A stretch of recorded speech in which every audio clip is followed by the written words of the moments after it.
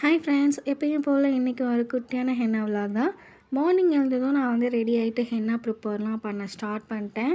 First நான் வந்து already இவங்களுக்கு நான் வந்து என்கேஜ்மெண்ட்டுக்கு போயிட்டு சென்னையில் போயிட்டு நான் மெஹந்தி போட்டு வந்தேன். சேம் அவங்க வந்து இப்போது வெட்டிங்க்காக நம்மளை புக் பண்ணியிருந்தாங்க.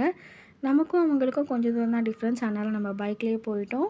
ஃபர்ஸ்ட் போனதும் வந்துட்டு ப்ரைடோட சிஸ்டருக்கு வந்து அவங்க கஸ்டமைஸ் பண்ணி கேட்ட மாதிரி நம்ம ப்ரைடல் இன்டீரியரான டிசைன் கேட்டிருந்தாங்க. நம்ம அதே மாதிரி போட்டு கொடுத்துட்டோம்.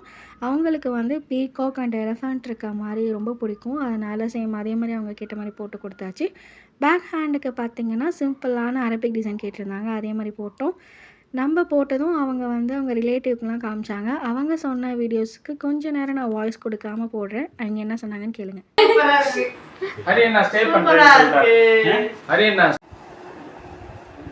First class. Thank you, uncle. Is it? Oh, perfection. Beautiful. Thank you. First class.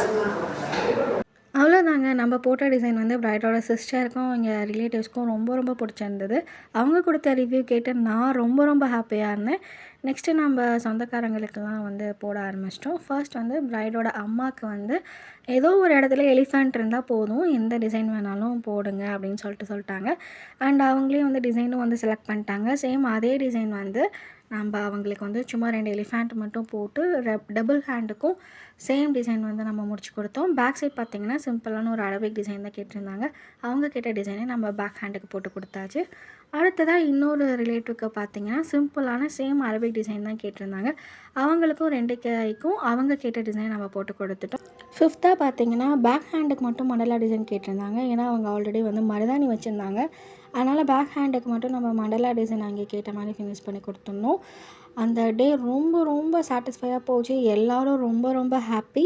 வீட்டுக்கு போகிறதுக்கு கிட்டத்தட்ட 11:30க்கு மேலே ஆகிடுச்சு. அண்ட் நெக்ஸ்ட் டேக்கான ஹென்னா ப்ரிப்ரேஷன் நைட்டே ஸ்டார்ட் பண்ணி வச்சுட்டு நான் தூங்க போயிட்டேன்.